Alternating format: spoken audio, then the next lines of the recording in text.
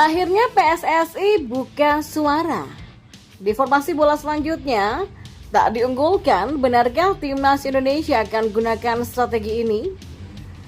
Kemudian, beginilah kata pelatih Persib Bandung soal peluang Timnas Indonesia di Piala Asia 2023 Qatar. Dan yang terakhir, Yaakob Sayuri adalah mutiara terpendam Timnas Indonesia di Piala Asia 2023. Patriot Garuda coba merangkumnya di sini.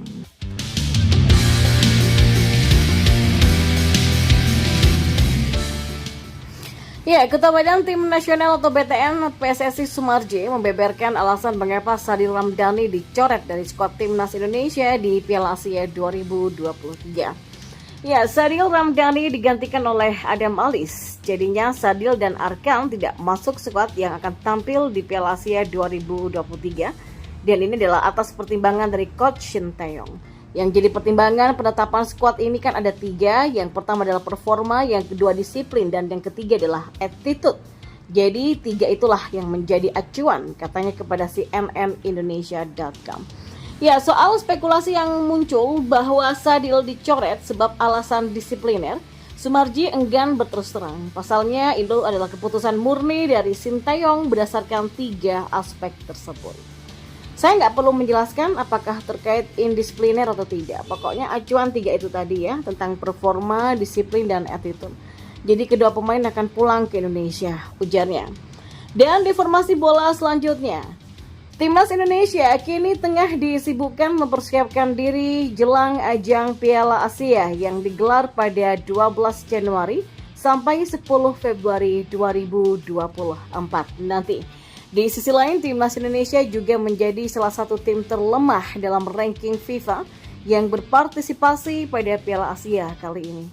Akan tetapi pelatih Timnas Indonesia Shin Tae-yong mengaku telah mempersiapkan strategi guna menjadi solusi jitu dalam taktik yang akan digunakan skuad Garuda saat berjumpa oleh tim-tim Asia lainnya yang lebih kuat. Ya, strategi counter attack adalah lumrah digunakan oleh tim non-unggulan. Nah, penggunaan strategi counter attack atau serangan balik memang cukup lumrah digunakan oleh tim-tim lain di dunia. Umumnya taktik ini akan mengedepankan keakurasian umpan dan serangan balik cepat yang menjadi keunggulan tim tersebut. Hal itu pernah dilakukan oleh Shin Tae-yong saat menjadi pelatih kepala Timnas Korea Selatan pada ajang Piala Dunia 2018 silam. Namun, apakah taktik ini cocok digunakan oleh Timnas Indonesia? Secara umum, taktik ini memang seringkali digunakan oleh tim-tim yang tidak diunggulkan saat berjumpa dengan tim yang lebih kuat. Nah, kunci utama dari taktik ini adalah memiliki chemistry yang kuat selain punya lini pertahanan yang baik dan kemampuan umpan akurat dari para pemain. Jadi patut ditunggu apakah taktik serangan balik tersebut benar-benar akan dipraktekkan oleh Timnas Indonesia di Piala Asia nanti. Nah, bagaimana menurut Anda? Selanjutnya, pelatih Persib Bandung Bojan Hodak ikut berkomentar terkait peluang Indonesia di ajang Piala Asia di tahun ini. Menurut Hodak, Indonesia di grup yang sangat berat. Grup yang sangat berat dan saat melawan Jepang realistisnya Indonesia nggak punya peluang, kata Bojan. Dan menurut dia, Irak pun bukan lawan yang mudah bagi Indonesia. Selain kualitas, Bojan menilai Irak berada di atas pasukan merah putih dalam beberapa hal. Saat melakoni kualifikasi Piala Dunia 2026 juga, Indonesia kalah telak 1-5 dari Irak. Sementara melawan Vietnam, pelatih berpaspor Kroasia tersebut melihat ada peluang karena kualitas Indonesia dan Vietnam bisa dibilang imbang. Karena itulah ia memprediksi kedua tim sama-sama punya peluang yang besar untuk memenangkan laga ini. Sedangkan melawan Vietnam saya rasa 50-50 karena mereka tidak sedang dalam performa terbaik belakangan ini. Jadi peluangnya ya saya rasa ya sama-sama kuat, kata Bojan. Dan yang terakhir, Yaakob Sayuri menjadi satu nama yang memang mencuri perhatian selama masa pemusatan latihan Timnas menjelang Piala Asia 2023. Pelatih Shin Tae-yong memberinya kesempatan untuk tampil dalam 3 laga uji coba yang dilakoni oleh skuad Garuda.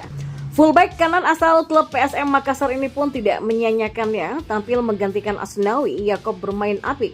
Ia tidak hanya menjadi poros serangan Timnas Indonesia dari sisi sayap, tapi juga memecah kebuntuan lini depan. Bahkan dari 3 laga uji coba terakhir, Yakob menjadi satu-satunya pemain yang mampu mencatatkan namanya di papan skor.